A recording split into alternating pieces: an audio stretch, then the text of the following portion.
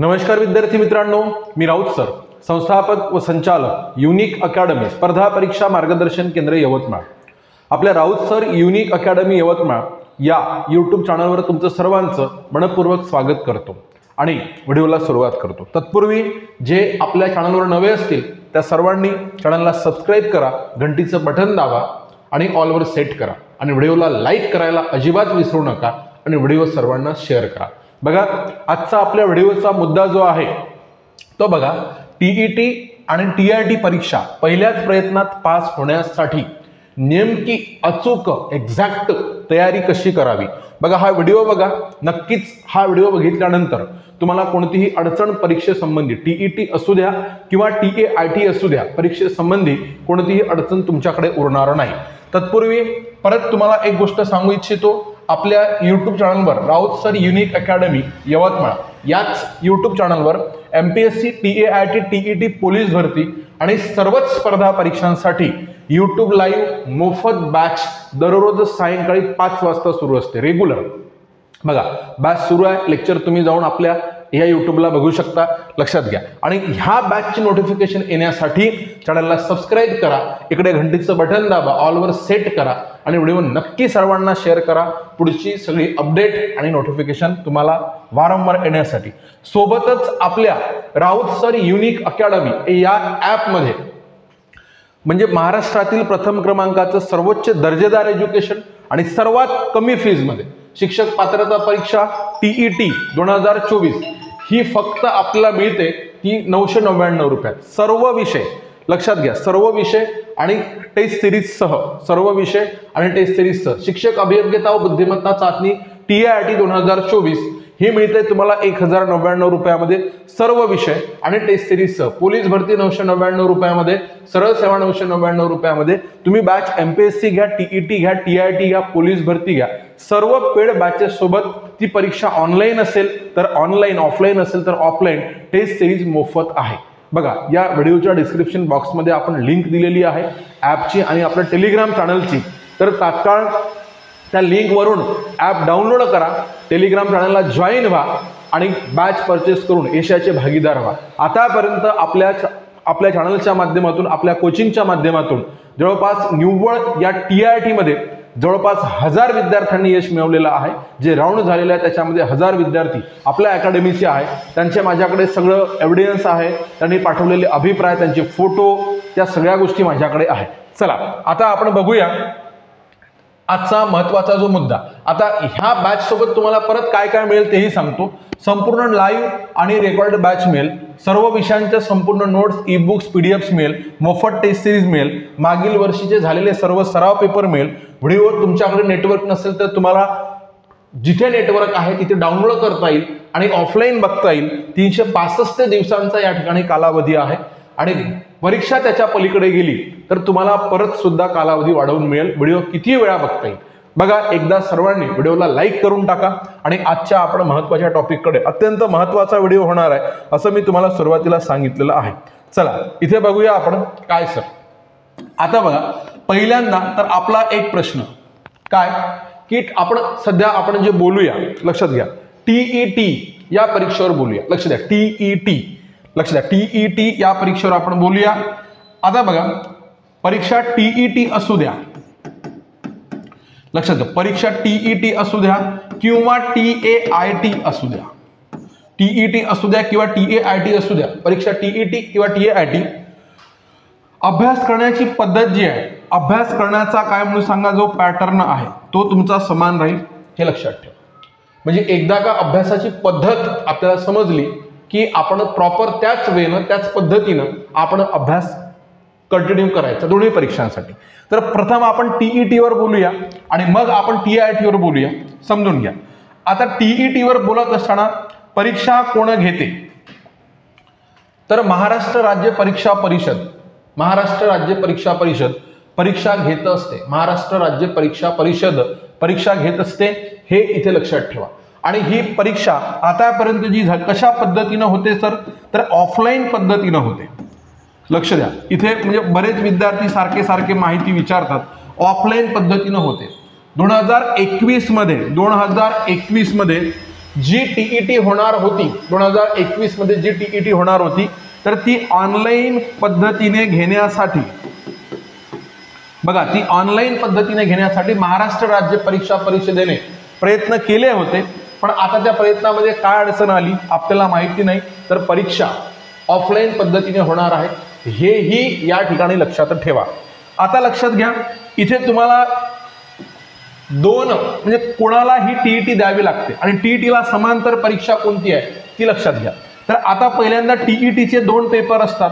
तुम्ही जर समजा 1ली ते 5वी पर्यंत शिक्षक व्हायचं असेल, हे लक्ष ठेवा, 1 ते 5 तुम्हाला जर शिक्षक व्हायचं असेल तर त्या ठिकाणी तुम्हाला पेपर 1 द्यावं लागते, ज्यांचं D.Ed झालेलं आहे. बघा, 1 ते 5 1ली ते 5वी पर्यंत शिक्षक व्हायचं असेल तर त्यांना पेपर 1 द्यावा लागेल. पेपर पहिला ज्यांचं D.Ed झालेलं आहे, बाकीच्यांनी तो द्यायची आवश्यकता नाही. बघा, त्याच्यानंतर तुम्ही 6 ते 8 जर तुम्हाला शिक्षक व्हायचं असेल तर 6 ते 8 B.Ed झालं असेल तर तुम्हाला पेपर 2 द्यावा लागेल.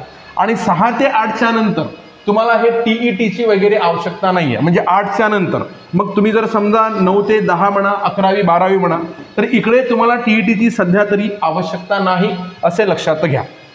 आता पहा, या टीईटी म्हणजे काय सर, टीईटी म्हणजे काय, तर आता हे तुम्हाला समजा पेपर 1 पेपर 2 कुणाकुणाला द्यावं लागेल. टीईटी बघा, इथे टीईटी तर ही आहे टीचर इलिजिबिलिटी टेस्ट.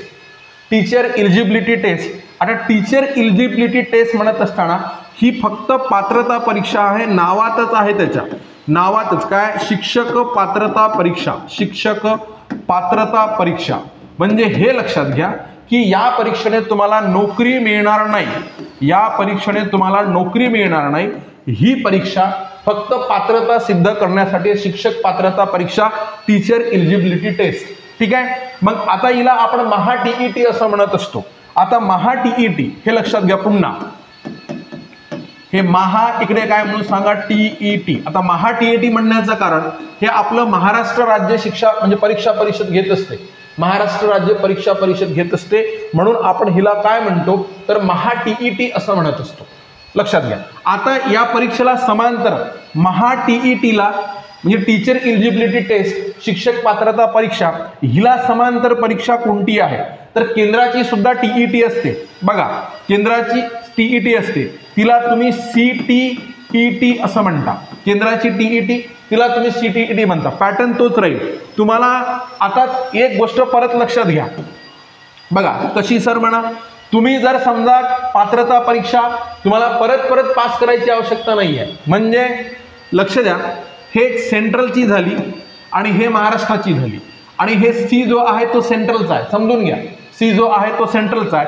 मग ही सुद्धा टीईटी आहे, ही सुद्धा टीईटी आहे. हे CTET central teacher eligibility test म्हणजे केंद्रीय शिक्षक पात्रता परीक्षा, केंद्रीय.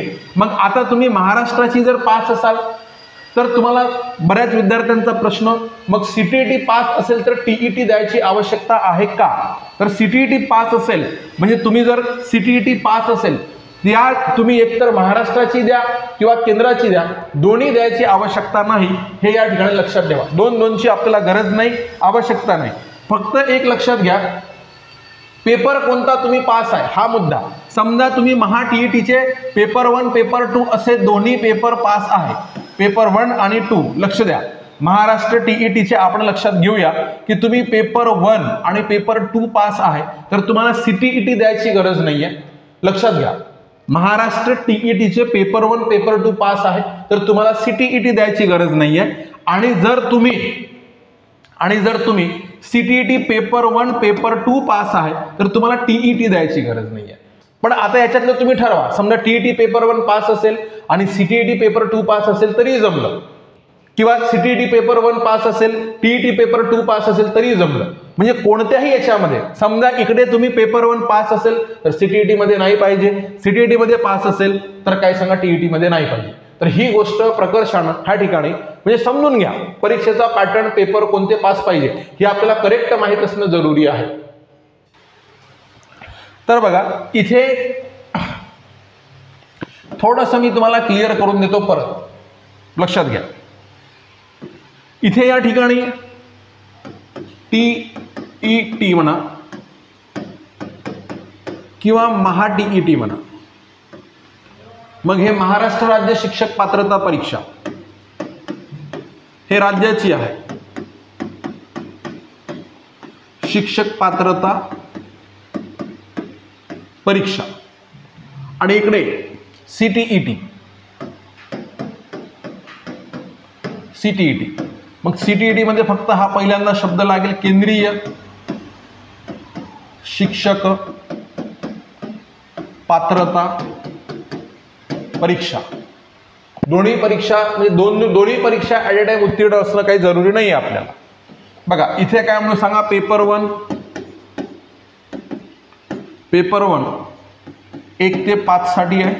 इथे सुद्धा पेपर 1 1 ते 5 साठी आहे. इथे सुद्धा पेपर 1 1 ते 5 साठी. लक्ष द्या, इथे सुद्धा पेपर 1 1 ते 5 साठी. म्हणजे या दोन पैकी कोणताही एक पास असेल तरी चालेल. म्हणजे इकडे असलं तरी चालते, इकडे असलं, दोन्ही गरज नाही आपल्याला. बघा त्याच्यानंतर आपण काय म्हणू, पेपर 2. बघा हा पेपर 2 6 ते 8 साठी आहे. आणि इकडे सुद्धा आपण काय म्हणू, पेपर 2. हा पेपर 2 आहे 6 ते 8 साठी. बघा म्हणजे ह्या दोन पेपरपैकी कोणतेही पास असेल तरी चालेल, पेपर 2. पण आता 8वीच्या वरचे जर वर्ग असेल, बघा 9वी 10वी, इथे 9वी 10वी, इथे 11वी 12वी, इथे 11वी 12वी, ह्यांना तुम्हाला हे काहीच लागत नाही, हे लक्षात घ्या. म्हणजे 1 ते 5 पर्यंत एक तर TET पेपर 1 किंवा CTET पेपर 1, 6 ते 8 पर्यंत TET पेपर 2 किंवा CTET पेपर 2, ह्या दोन पैकी एक. आणि 9 10 11 12 ह्यांना लागत नाही, हे लक्षात घ्या. चला पुढे जाऊया आणि पुढचा मुद्दा बघणं सुरू करूया. आता TETची गोष्ट करत असताना महाराष्ट्र राज्य परीक्षा परिषद TET अरेंज करत असते, सध्या ऑफलाईन आहे. आणि त्याच्यानंतर केंद्रीय शिक्षा बोर्ड तर हे काय करते, CTET अरेंज करत असते. आणि परत एक गोष्ट, दोन्ही परीक्षा सध्या तरी ऑफलाईन आहे. आणि पुन्हा दुसरी गोष्ट काय म्हणून, निगेटिव्ह मार्किंग नाही. लक्ष द्या या ठिकाणी आपण काय म्हणू, तर हे लक्षात ठेवा, निगेटिव्ह मार्किंग नाही आहे. MPSC सारखी इतर स्पर्धा परीक्षांसारखी ह्या ठिकाणी निगेटिव्ह मार्किंग नाही. म्हणून आता दोन्ही परीक्षा किती प्रश्नांच्या असतात, CTET असो की TET असो, तर हे दोन्ही पेपर, पुन्हा दोन्ही परीक्षा 150 प्रश्नांच्या असतात. बघा 150 प्रश्न. आता आपण बोलणार कोणत्या परीक्षेवर आहोत पुढे, तर TET वर बोलणार आहे. लक्षात ठेवा 150 प्रश्नाचा फर्स्ट पेपर सुद्धा असतो आणि सेकंड पेपर सुद्धा 150 प्रश्नाचाच असतो. फर्स्ट पेपर 150 प्रश्न, सेकंड पेपर 150 प्रश्न. तर हे लक्षात घ्या, निगेटिव्ह मार्किंग नसल्या कारणामुळे तुम्हाला 150 ही प्रश्न गोल करायचे आहे. हा सगळ्यात महत्वाचा मुद्दा. 150 ही प्रश्न, ते बरोबर असो चूक असो, जेवढं बरोबर आहे ते तेवढं आधी सोडवा. मग ते तुमच्या पद्धतीनं तुम्हाला ज्या पॅटर्ननं गोल करायचे आहे त्या पॅटर्ननं करा. पण प्रश्न मला सांगायचं काय, 150 ही गोल करायचे आहे. चला पुढे जाऊया. आता अभ्यासत असताना सर अभ्यास कसा करायचा, 2-3 गोष्टी समजल्या. परीक्षा कोण घेतं, परीक्षेचं स्वरूप कसं असतं, पात्रता काय पाहिजे, पहिल्या पेपरसाठी D.Ed पाहिजे, दुसऱ्या पेपरसाठी B.Ed पाहिजे, त्याच्यावर आपल्याला काय म्हणून सांगा, मास्टरी वगैरे. लक्ष द्या, मास्टरी PhD वगैरे, आणि आपले सब्जेक्ट वगैरे मॅटर करतात, हे लक्षात घ्या. आता पहिला पेपर कसं असते ते लक्षात घ्या. पहिल्या पेपरला असतं सर CDP 30 मार्क. बघा चाइल्ड डेव्हलपमेंट आणि सायकोलॉजी. बघा चाइल्ड डेव्हलपमेंट पेडॉलॉजी लक्षात घ्या. तर हे किती, 30 प्रश्न CDP. लक्षात घ्या CDP किती म्हणून सांगा, 30 प्रश्न असतात. बघा याला बालमानसशास्त्र, अध्यापनशास्त्र, लँग्वेज 1 भाषा, मराठी व्याकरण आणि इतर काय म्हणून सांगा, लिटरेचर, हे 30 प्रश्न. लँग्वेज 2 इंग्रजी 30 प्रश्न. त्याच्यानंतर मॅथमॅटिक्स 30 प्रश्न असतील. आणि त्याच्यानंतर एन्व्हायरमेंट स्टडीज, तर हे असतील परिसर अभ्यास वगैरे 30 प्रश्न. तर आता तुम्हाला मिळवायचे किती आहे, बघा पात्रता परीक्षा आहे. तर तुम्ही जर समजा कॅटेगरीमध्ये येताल, कोणत्याही समजा प्रवर्गमध्ये येताल, प्रवर्गमध्ये जर समजा येत असाल, तर तुम्हाला 83 प्रश्न बरोबर पाहिजे. हे बघा ह्या ठिकाणी 83 प्रश्न बरोबर पाहिजे, म्हणजे 55% गुण मिळाले पाहिजे. सर किती गुण मिळाले पाहिजे, 55% गुण मिळाले पाहिजे. पण आता मी तुम्हाला एक विनंती करतो की 2022च्या टेटमध्ये काय झालेलं आहे की तिथे 55-60%चा नियम लावला आहे TITच्या एक्झामच्या वेळेस. मग काय म्हणून सांगा, जे प्रवर्गातून पास होते पण मार्क त्यांना ओपनला जाण्याचे होते, तर ते जाऊ शकले नाही. बघा कशामध्ये, या CTET TET मध्ये फक्त 55%च गुण असल्यामुळे, 90% नसल्यामुळे. म्हणून मी सगळ्यांना विनंती करेन, प्रवर्ग असो की ओपन मधले असू द्या, प्रवर्गाचे असू द्या, ओपनचे असू द्या, ह्यांनी काय करायचं, तर ह्यांनी सरळ सरळ या ठिकाणी 90 प्रश्न बरोबर आणताच आले पाहिजे, त्यासाठी तुम्ही प्रयत्न करायचे. 90 प्रश्न बरोबर आणताच आले पाहिजे कोणत्याही परिस्थितीमध्ये, ह्यासाठी प्रयत्न करा. आणि जर समजा आता काय म्हणून सांगा, ओपन कॅटेगरीची जर गोष्ट करतो म्हटलं, लक्ष द्या, तर ओपन मध्ये आपल्याला एकूण 90 प्रश्न बरोबर पाहिजे. यापैकी 90 प्रश्न म्हणजे काय सांगा, 60% गुण मिळवणं जरुरी आहे. तर आता तर मी सगळ्यांनाच काय म्हणू इथे रिक्वेस्ट करेल की सगळ्यांनी 60% गुण मिळवणं फार सोपं आहे. तर आता बघा, हा झाला पेपर फर्स्ट. दुसऱ्या पेपरला कोणते कोणते विषय सारखेच आहेत, त्याच्यात काही फार बदल होत नाही. CDP सारखंच आहे, लँग्वेज 1 लँग्वेज 2. हे काय म्हणून सांगा, 90 प्रश्न तर तुमचे सारखेच आहे. म्हणजे ॲट ए टाइम तुम्ही पेपर 1 आणि पेपर 2 ह्या दोन्हींचा अभ्यास करू शकता. पेपर 1चा आणि पेपर 2चा अभ्यास करू शकता. इथे बघा, हे बघा काय, जो हा पेपर 2 आहे, तर पेपर 2 मध्ये काय देत आहे तुम्हाला बघा, CDP 30 गुण आहे. लक्ष द्या, म्हणजे बालमानसशास्त्र, अध्यापनशास्त्र, लँग्वेज 1 भाषा, मराठी, व्याकरण व लिटरेचर, इकडे किती सांगा 30 गुण आहे. आणि लँग्वेज 2 इंग्रजी, मराठी, इंग्रजी, व्याकरण व लिटरेचर, इथे 30 गुण आहे. म्हणजे हे सारखंच आहे, फक्त याच्यामध्ये 60 गुण बघा, जे मॅथ सायन्स वाले असतील त्यांना हे वेगळे 60 गुण राहील, सोशल सायन्स वाल्यांना वेगळे राहील. म्हणजे असं इकडे पहा काय म्हणत आहे तुम्हाला, mathematics and science or social science, तुम्ही कोणतं घ्याल त्याच्यानुसार. बघा मग इथे बघा, ज्यांचं सोशल सायन्स आहे सेकंड पेपर, ज्यांचं सोशल सायन्स आहे सेकंड पेपर, तर त्यांना काय नाही आहे, तर त्यांना मॅथमॅटिक्स नाही आहे. हे लक्षात घ्या, मॅथमॅटिक्स नाही आहे. इथे बघा काय आहे, त्यांना CDP आहे, लँग्वेज आहे आणि लँग्वेज 2 आहे. मग इथे काय म्हणून सांगा, इथे मॅथ सायन्स म्हणजे मॅथ त्यांना काय, सोशल सायन्सवाल्यांना काय नाही आहे, मॅथ, ज्यामध्ये इतिहास, भूगोल, अर्थ, राज्य, नागरिकशास्त्र, तर याचे प्रश्न असतील त्यांना 60 प्रश्न. म्हणजे काय म्हणून सांगा, सोशल स्टडीज हे सगळं त्यांना वाचावं लागतील. तर हे लक्षात घ्या. तर आता बघा, आणि ज्यांना मॅथमॅटिक्स आणि सायन्स आहे, तर मॅथमॅटिक्स जनरली काय सांगा 30 प्रश्न आणि काय म्हणू सायन्सचे 30 प्रश्न, असं त्यांना 60 प्रश्नाचं सेकंड पेपरला मिळेल. तर सेकंड पेपर मग आता फर्स्ट पेपर आणि सेकंड पेपर अशी दोन्हींची जर गोष्ट घेतली, दोन्ही गोष्टी जर विचारात घेतल्या, तर काय होईल, तर इथे म्हणजे 90 प्रश्नाचा जो पोर्शन आहे दादा, तर तो 90 प्रश्नाचा पोर्शन या ठिकाणी सारखा आहे. ठीक आहे, चला तर आता आपण डिस्कशन करूया की तुम्हाला कसं प्लॅन कसा करायचा आहे. तर प्लॅनवर डिस्कशन करूया. आता प्लॅनवर डिस्कशन करत असताना आमच्या समोर 5 विषय दिलेले आहे. बघा, आमच्या समोर 5 टॉपिक दिलेले आहेत. त्यांनी 5 टॉपिकला त्यांनी डिवाइड केला आहे. काय सांगा, 30 30 30 30 आणि काय सांगा 30, असं 30 ने डिवाइड केलं आहे 5 टॉपिकला. तर 5 टॉपिक पैकी एकूण टॉपिक 5, एकूण टॉपिक किती सांगा 5. आता याच्यापैकी समान टॉपिक दोन्ही पेपरसाठी काय म्हणून सांगा, समान टॉपिक किती आहे सांगा 3. एकूण टॉपिक 5 म्हणा, समान टॉपिक किती सर, तर समान टॉपिक 3 आहे. समान टॉपिक 3 कोणते, CDP, लँग्वेज 1 लँग्वेज 2. ठीक आहे, आणि समान टॉपिकवर विशेष भर द्यायचा हा पहिला विषय. हे तुमचे 90 प्रश्न होतात. लक्षात घ्या, 30 त्रिक 90 समान टॉपिक, कारण CDP पेपर 1ला पेपर 2ला आहे आणि 15 मार्काचं TIT ला सुद्धा आहे. लँग्वेज फर्स्ट मराठी, व्याकरण, लिटरेचर 30 मार्काचं आहे, पेपर 1ला आहे, पेपर 2ला आहे आणि TET ला सुद्धा 15 मार्काचं येईल. लँग्वेज 2 इंग्रजी समान टॉपिक आहे, पेपर 1ला 30, पेपर 2ला 30 आणि 15 मार्काचं TIT ला सुद्धा आहे. हे लक्षात घ्या. तर आता मला काय सांगायचं आहे बघा, आता याच्यानंतर मॅथमॅटिक्स हा समान नाहीये, फर्स्ट पेपरला आहे. सेकंड पेपरला जर मॅथ सायन्स असेल, तर मॅथ सायन्स असेल तर नो प्रॉब्लेम, काहीच नाही. लक्षात घ्या. आता तुम्हाला सांगतो आता सुरुवात कशी करायची. म्हणजे आपण गेलो मार्केटमध्ये, मार्केटमधून पुस्तकं आणली आणि पुस्तकं आणल्याबरोबर आपण काय केलं सुरू, आपण शिकणं म्हणजे वाचणं, लर्निंग आपली प्रोसेस सुरू केली. तर मला हे सांगायचं आहे की तसं करायचं नाही. मग म्हणाल सर तुम्ही काय करायचं, तर एक पद्धत असते, एक पॅटर्न असतो. काय वाचायचं, कसं वाचायचं, किती वाचायचं, का वाचायचं, आपण वाचतो का बरं, त्याच्या मागचं कारण काय, आणि आपण जे वाचत आहोत ते परीक्षेत येईल का, हा सगळ्यात महत्त्वाचा मुद्दा. मग परीक्षेत येईल का, मला सांगा. तुम्ही खूप अभ्यास केला आतापर्यंत, तुम्हाला सांगतो की जेवढ्या वेळा एक्झाम झाली, जसं आपण लक्षात घेऊया 6-7 वेळा एक्झाम झालेली आहे आणि आता आपली 24ची काय प्रस्तावित आहे. तर मला सांगायचं आहे तुम्हाला की एवढ्या वेळा एक्झाम झाली, काही लोकांनी प्रत्येक वेळेस एक्झाम पास केली. असे माझ्या संपर्कामध्ये हजारो उमेदवार आहे, आपल्या क्लासचे विद्यार्थी आहे की ज्यांनी प्रत्येक वेळा पास केली, चांगल्या मार्कानं पास केली, खूप चांगल्या गुणवत्तेनं पास केली. आणि काही विद्यार्थ्यांना आणखी पात्रता परीक्षाच पास नाही झाली.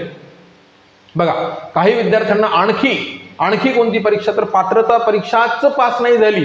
मग आता मला काय सांगायचं आहे की काही सरसगट पास होतात आणि काही एकदाही पास होत नाही. मग कुठंतरी चुकत आहे, कुठंतरी मार्ग चुकत आहे. अभ्यास करण्याची काय सांगा पॅटर्न म्हणा, पद्धत म्हणा, ही गोष्ट चुकत आहे. मग आता तुमच्याकडे पहिली तर गोष्ट काय असायला पाहिजे, तर तुम्ही या विषयापैकी कोणत्या विषयाची निवड करणार, तो एक महत्वाचा पॉईंट. आता बघा, मी काय म्हटलं, 5 टॉपिक आहे, दोघांनाही 5 टॉपिक आहे, एकूण 5. त्याच्यापैकी 3 टॉपिक कसे आहे म्हटलं, समान आहे. तर मला असं वाटतं की तुम्हाला जो विषय आवडतो त्याची प्रथम निवड करा. बघा, काही लोकांना काही विषय जोडले जातात, काही लोकांना मॅथमॅटिक्स जोडलं जातं, काही लोकांना इंग्रजी भारी जातं. तर मला काय म्हणायचं, जो भारी जातो ना त्याच्या टेन्शनमध्ये आपण काय करतो की 120 मार्कावर लक्षच देत नाही.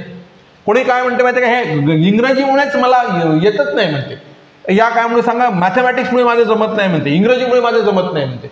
अरे दादा, मग मला सांगा, ते 150 प्रश्न इंग्रजीमध्येच विचारलेले आहे का? ते 150 प्रश्न काय फक्त मॅथमॅटिक्सवरच विचारलेले आहे का?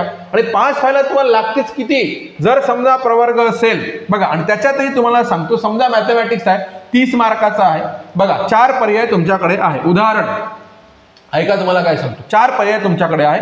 तुम्ही असं गृहीत धरा की मॅथमॅटिक्स आणि काय म्हणून सांगा तुम्हाला इंग्रजी अजिबात येत नाही, मॅथमॅटिक्स आणि इंग्रजी अजिबात येत नाही, अजिबात.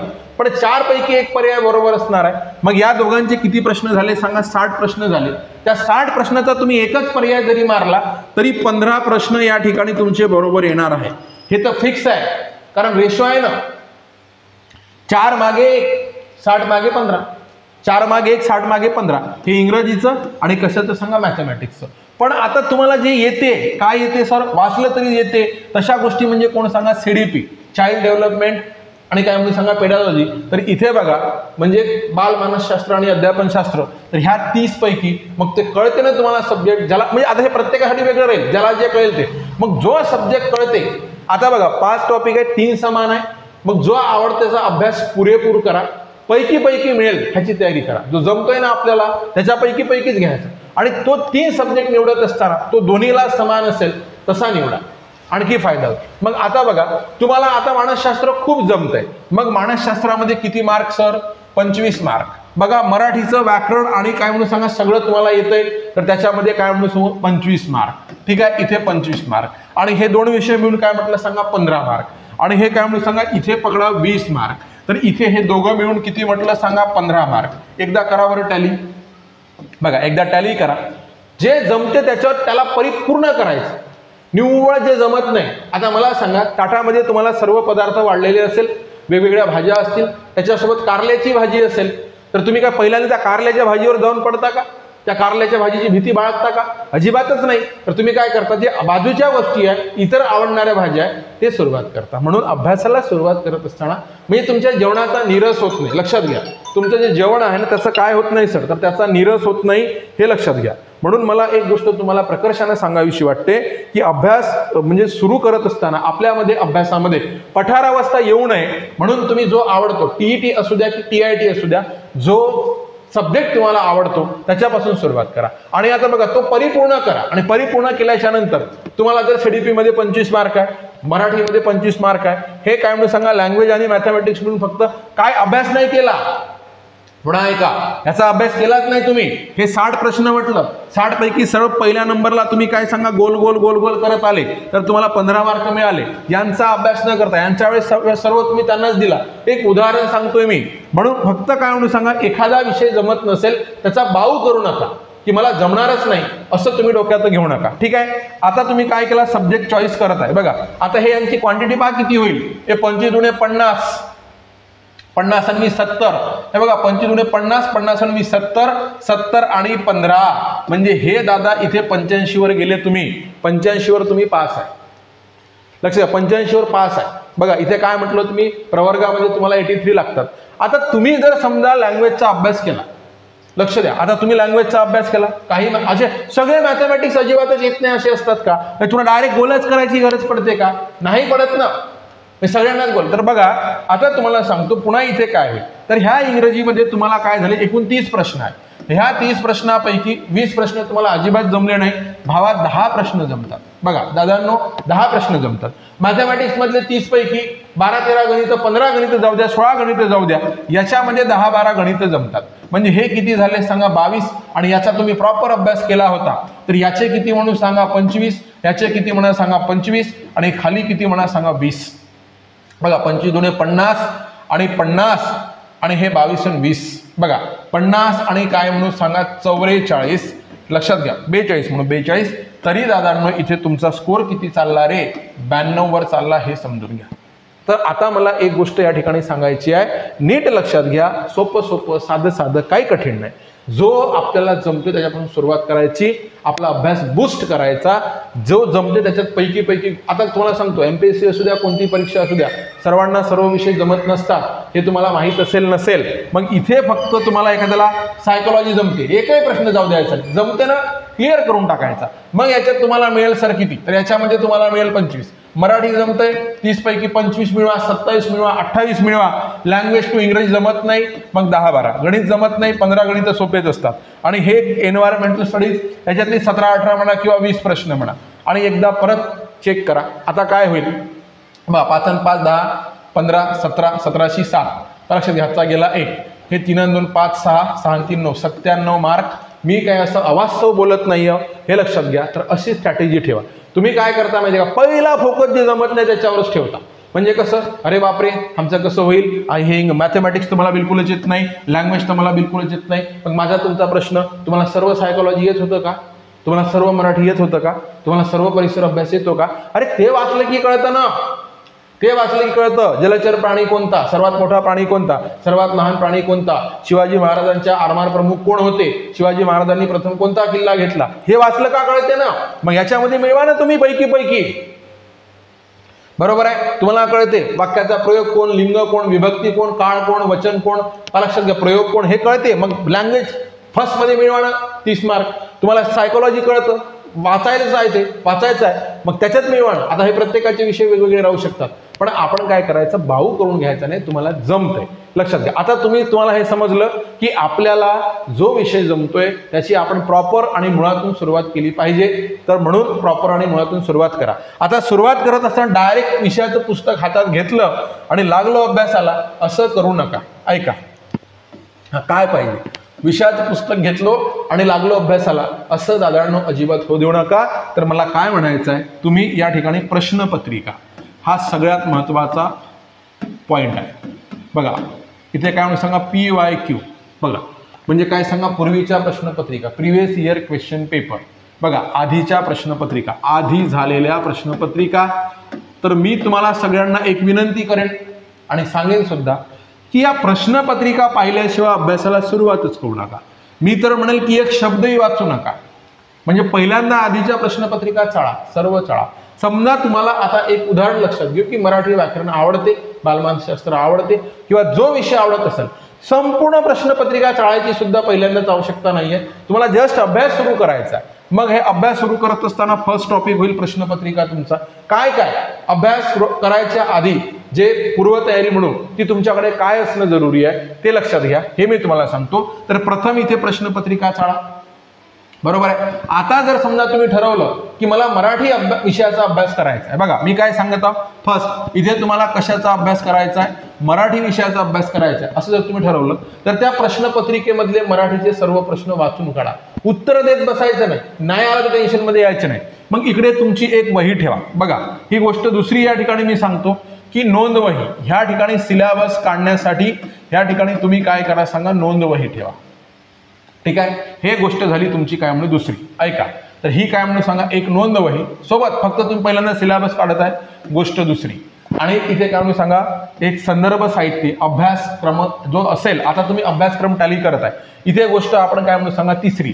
तर तिसरी तुमच्याकडे काय म्हणून सांगा, पुस्तके नोट्स म्हणा, किंवा पुस्तके, किंवा याला आपण काय म्हणूया सर, तर याला अभ्यास साहित्य असं म्हणूया. ह्याला काय म्हणूया आपण, अभ्यास साहित्य असे लक्षात घेऊया, अभ्यास साहित्य. तर ही होईल तुमची तिसरी गोष्ट. बघा आता काय सर, हे बघा मी हे 3 गोष्टी तुम्हाला देतोय आणि अभ्यासाला सुरुवात करायची आहे, तुम्ही हे समजून घ्या. बघा मग आता तुम्ही मराठीच्या प्रश्नपत्रिका चाळत आहे, ह्या इथे जर समजा लक्ष द्या, प्रयोगावर प्रश्न विचारला, मग तुमचा अभ्यासक्रम काढणं सुरू झाला पाहिजे. बघा आणखी तुम्ही वाचायला सुरुवात केली नाही, मी बोललो प्रश्नपत्रिका बघितल्याशिवाय एकही शब्द नाही वाचला तरी चालेल, एकही शब्द नाही वाचला तरी चालेल, लक्षात घ्या. मग इथे बघा आधीच्या प्रश्न त्याच्यामध्ये प्रयोग ओळखा, तुम्हाला वाचता येते ना, मग ती उत्तर काढायच्या भानगडीत पडू नका, प्रयोग ओळखा. मग इथे लिहा. हे बघा, हे तुम्ही या ठिकाणी काय काढत आहे, या ठिकाणी काढत आहे अभ्यासक्रम, सिलेबस काढत आहे. मग या अभ्यासक्रमामध्ये तुम्ही हे नोंद झालं की प्रयोग, इथं म्हटलं लिंग ओळखा, इथे लिहा लिंग विचार, इथे म्हटलं वचन ओळखा, इथे लिहा वचन विचार, इथे म्हटलं समास ओळखा, समास विचार, इथे म्हटलं संधी ओळखा, इथे लिहा संधी, समजत आहे प्रत्येकाला. इथे म्हटलं वृत्त ओळखा, इथे लिहा वृत्त, इथे म्हटलं समानार्थी शब्द, इथे लिहा समानार्थी शब्द, विरोधार्थी शब्द, अनेकर्थासाठी एक शब्द, समवाचक शब्द, म्हणी लिहा, वाक्प्रचार लिहा, बरोबर आहे. हे असं फक्त मराठीचे प्रश्न काढून तुम्ही पहिल्यांदा करा. आणि त्याच्यानंतर आता झालंय सर म्हणा आम्ही सर्व पेपर पाहिले, आतापर्यंत झालेले सर्व 7ही प्रश्नपत्रिका आम्ही चाळल्या आणि त्याच्यातून सिलेबस काढला. कट टू कट सिलेबस निघाला आमचा म्हणा, टू द पॉइंट आमचा सिलेबस निघलेला आहे. आतापर्यंत तुम्ही एक शब्द नाही वाचला असं मी सांगितलं की तुम्ही प्रश्नपत्रिका फर्स्ट जे तुम्ही प्रेफरन्स देणार आहे ते कोणाला सांगा, प्रश्नपत्रिका आहे.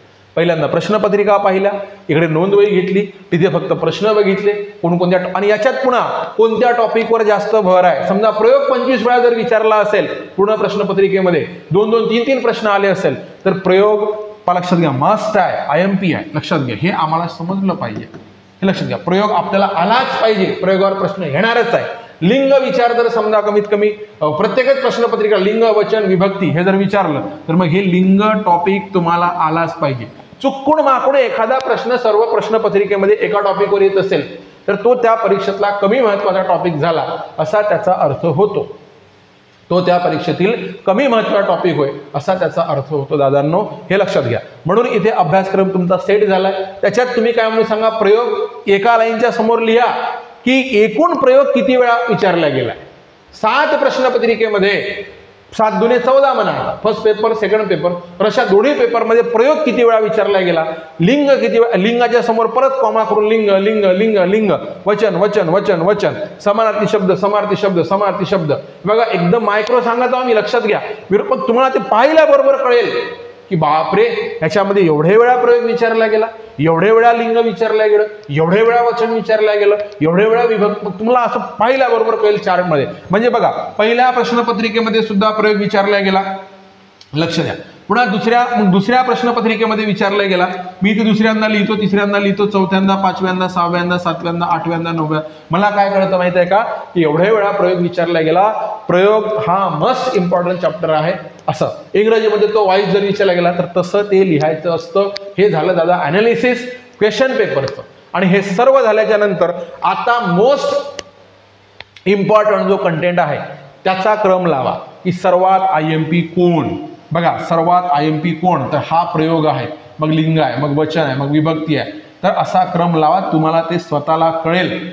बघा स्वतः केल्याच्या नंतर बऱ्याचदा चुकत नसतं. स्वतःच्या हातून आपण काय म्हणून सांगा, एकदा चूक झाली की परत परत वारंवार काय होत नाही, चूक होत नाही, हे लक्षात ठेवा. बघा आता काय सांगायचं आहे परत, हा तर एवढं झाले, इथपर्यंत आले, तुमचा सिलेबस कट टू कट झाला. म्हणजे तुम्हाला कळलं की ह्या 7 प्रश्नपत्रिकेमध्ये प्रयोग 11 वेळा विचारला, समास 12 वेळा विचारला, लिंग 3 वेळा विचारलं, वचन 7 वेळा विचारलं, विरोधार्थी शब्द 15 वेळा विचारले, म्हणी 18 वेळा विचारल्या, वाक्यप्रचार 23 वेळा विचारले. तर याच्यानुसार क्रम लावा की आता कोणते चॅप्टर महत्वाचे, कोण्या म्हणजे काय सांगा, तत्वज्ञानी व्यक्तीला, कोणत्याही काय म्हणून सांगा महापुरुषाला जाऊन विचारायची गरज नाही आहे तुम्हाला की तुम्हाला नेमकं काय करायचं आहे, तुम्ही ते स्वतः करू शकता, हे समजून घ्या. बघा त्याच्यानंतर हे सगळं झालं की हे एका ओळीमध्ये तुमचा सिलेबस तयार झाला आणि सिलेबसनुसार वेटेज लिहा. प्रयोगावर आतापर्यंत 3 प्रश्न हे तुम्ही काढायचं. प्रयोगावर आतापर्यंत 3 प्रश्न, समासावर 4 प्रश्न, संधीवर आतापर्यंत 5 प्रश्न. ह्याच्यानुसार तुम्हाला समजतंय की किती वेटेज मिळालं आहे. कशाला, तर तुमच्या विषयांना, म्हणजे विषयातील टॉपिकला. नाहीतर एखादा टॉपिक येत नाही त्याला वेटेज नाही, चुकून माकून एक प्रश्न विचारला घेऊन बसता, टेन्शनमध्ये येता, तसं करायचं नाही. ऐका आणि त्याच्यानंतर आता पुढे जाऊया. आता आले तुम्ही तिसरा कंटेंट, आता सुरू करा अभ्यास.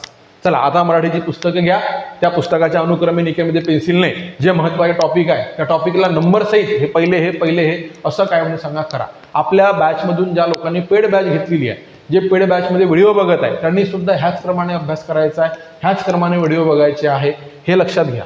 म्हणजे तुम्हाला काय लोक परीक्षेपर्यंत होईल का, तर हा पॅटर्न आहे. परीक्षेपर्यंत तुमचा सिलेबस तुम्ही स्वतः कट टू कट कव्हर करून घेणे हा पॅटर्न आहे. तिथे सगळं ॲड आहे, पण तुम्हाला ते 200-250 व्हिडिओ एकेका विषयाची बघायची गरज नाही आहे. तर तुम्हाला तेथील वेटेज काय आहे ह्यानुसार बघणं जरुरी आहे. आता तुम्ही आले पुस्तकामध्ये, आता तुम्ही कुठे आले माहीत आहे का, पहिल्यांदा आता तुम्हाला लाईव्ह लेक्चर बघा. पहिल्यांदा आता लाईव्ह लेक्चर आपल्या पेड बॅचमधील बघा. नंतर काय म्हणून सांगा, record lecture. Live lecture, live जर तुम्ही अटेंड करू शकत नसेल, रेकॉर्ड लेक्चर हे तुम्ही बॅचमध्ये नसाल तर मग तुमच्याकडे काय म्हणून सांगा, पुस्तके आहे. त्याच्यानंतर काय म्हणून सांगा, नोट्स. नोट्सपेक्षा पुस्तके महत्त्वाची हां. बघा पुस्तकामध्ये सर्व काही विस्तृत असतं. पुस्तके म्हणा, नोट्स म्हणा, जे काही संदर्भ साहित्य असेल, अभ्यास साहित्य असेल, हे एवढं झाल्याच्या नंतर दादांनो ते वाचायला सुरुवात करा. लक्ष द्या, ते वाचायला सुरुवात करा. आता म्हणा सर हे सर्व 2-3दा रिव्हिजन करा, वाचून काढा, आणि हे सगळं झाल्याच्या नंतर परत काय करा, आता परत त्याच्या प्रश्नपत्रिका सोडवा. मग आता ह्या ज्या 7 प्रश्नपत्रिका म्हटलं, तुमचं एकदाच हे 15 दिवस महिनाभरात सगळा कार्यक्रम निपटला की परत प्रश्नपत्रिका सोडवा. आता बघा एवढं संपत नाही. बघा हे इथपर्यंत झालं, हे एवढं समजलं की पहिल्यांदा आम्ही प्रश्नपत्रिका करणार आहोत, नंतर आपण काय सांगा सिलेबस प्रेडिक्ट करणार आहोत, त्याच्यानंतर आम्ही संदर्भ साहित्य अभ्यासाकडे जाणार आहोत, आणि त्याच्यानंतर काय सर, तर तेवढं सगळं झाल्याच्या नंतर आता तुम्ही तुमचं मूल्यमापन करणार आहात. स्वतःचं पलक्ष सेल्फ इव्हॅल्युएशन करणार आहे.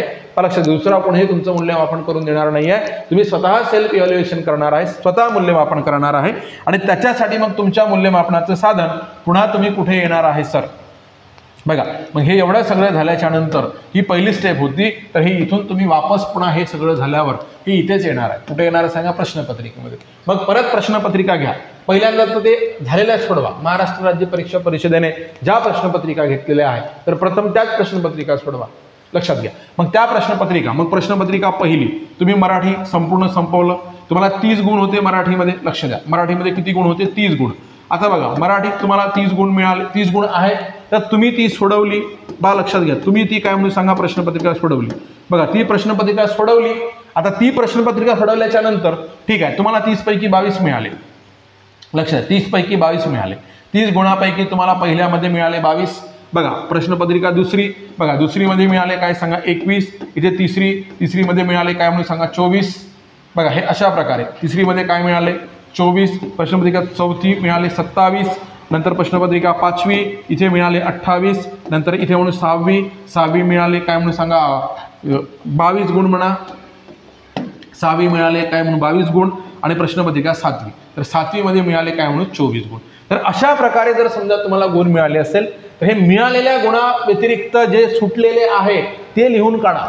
पहिल्या प्रश्नपत्रिकेमध्ये लिहा. बघा पहिल्या प्रश्नपत्रिकेतले जे 8 चुकले आहेत, हे खतरनाक अनालिसिस सांगतो मी तुम्हाला. पहिल्या प्रश्नपत्रिकेमध्ये 8 चुकले आहे तर ते 8 लिहा. 8 कोणकोणते आहे, पुन्हा हे असंच, पुन्हा आपली नोंदवही, पुन्हा त्या नोंदवहीचं सेकंड पेज त्याच्यावर जा तुम्ही आणि तिथे पुन्हा लिहून काढा.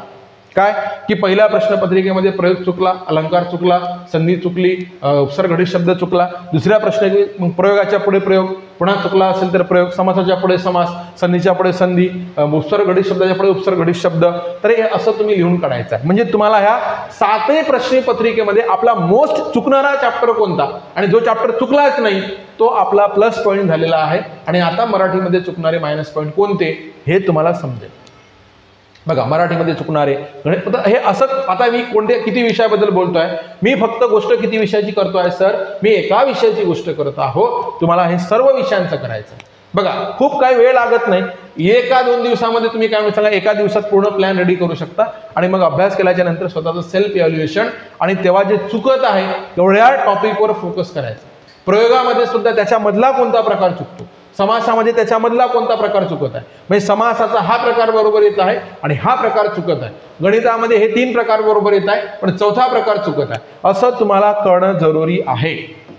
बघा तर हे आपण एकदा केलं, 2दा केलं की आपली ॲक्युरसी मित्रांनो वाढायला सुरुवात होते. हे लक्षात घ्या, ॲक्युरसी वाढणं सुरुवात होते. जशी तुमची ॲक्युरसी वाढेल तसे गुण काय होत जाईल, इन्क्रीज होत जाईल. तर हे तुम्ही लक्षात घ्या. हे सर्व आपल्या पेड बॅचमध्ये A to Z करून घेतल्या जाते.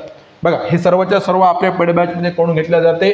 महाराष्ट्रामध्ये आपण सध्या तरी प्रथम क्रमांकाचा रिझल्ट ह्या ठिकाणी दिलेला आहे. आपण बघतोय की आपल्या बॅचमधून हजारो विद्यार्थी शिक्षक अभियोग्यता बुद्धिमत्ता चाचणी 2022 मध्ये जॉईन झालेले आहे. शिवाय आपण MPSC, TIT, TET, पोलीस भरती सर्व परीक्षांसाठी मोफत बॅच दररोज सायंकाळी 5 वाजता YouTube लाईव्ह कंटिन्यू करत असतो. ह्या बॅचला जॉईन करण्यासाठी सर्वांना परत एकदा विनंती, चॅनलला सबस्क्राईब करा, घंटीचं बटन दाबा, ऑलवर सेट करा. व्हिडिओला लाईक करायला अजिबात विसरू नका. व्हिडिओला लाईक करून व्हिडिओ सर्वांना शेअर करा. सोबतच आपल्या राऊत सर युनिक अकॅडमी या ऑनलाईन प्लॅटफॉर्मवर शिक्षक पात्रता परीक्षा TET 2024 संपूर्ण अभ्यासक्रम फक्त 999 रुपयात टेस्ट सिरीज सह, नंतर शिक्षक अभियोग्यता बुद्धिमत्ता चाचणी TIT 2024 टेस्ट सिरीज सह 1099 रुपयात, पोलीस भरती सर्व विषय टेस्ट सिरीज 999, सरळ सेवा MPSC 999 रुपयात सर्व विषय टेस्ट सिरीज. तुम्ही MPSC ची बॅच घ्या, TET ची घ्या, TIT ची घ्या, पोलीस भरतीची घ्या, सर्व पेड बॅचेस सोबत. परीक्षा ऑनलाईन असेल तर ऑनलाईन, परीक्षा ऑफलाईन असेल तर ऑफलाईन, टेस्ट सिरीज तुम्हाला मोफत राहील. बघा, आणि ती फ्री बॅच कंटिन्यू करण्यासाठी आणि ह्याच्यासोबत पुन्हा काय काय मिळेल ते लक्ष द्या. संपूर्ण लाईव्ह आणि रेकॉर्डेड बॅच मिळेल, सर्व विषयांच्या संपूर्ण नोट्स, ई-बुक्स, PDFs मिळेल, मोफत टेस्ट सिरीज मिळेल, मागील वर्षी झालेले सर्व सराव पेपर मिळेल, व्हिडिओ डाउनलोड करता येईल, 365 दिवसांचा कालावधी राहील आणि त्याच्याही पलीकडे जर परीक्षा गेली तर तो कालावधी वाढवून मिळेल. आणि पुन्हा विशेष महत्त्वाची गोष्ट म्हणजे व्हिडिओ किती वेळा बघता येईल. तुमच्याकडे नेटवर्क नसेल तर तुम्ही नेटवर्कच्या ठिकाणी जाऊन डाउनलोड करून तो तुम्हाला ऑफलाईन बघता येईल. या व्हिडिओच्या डिस्क्रिप्शन बॉक्समध्ये ॲपची लिंक दिलेली आहे.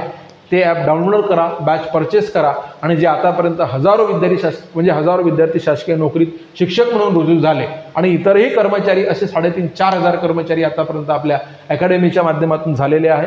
तर ॲप डाउनलोड करा आणि तुम्हीही शासकीय नोकरीमध्ये सहभागी व्हा, यशाचे भागीदार व्हा. व्हिडिओ आवडला असेल व्हिडिओला लाईक करा, चॅनलला सबस्क्राईब करा, घंटीचं बटन दाबा, ऑलवर सेट करा आणि व्हिडिओ सर्वांना शेअर नक्की करा. मित्रांनो, धन्यवाद.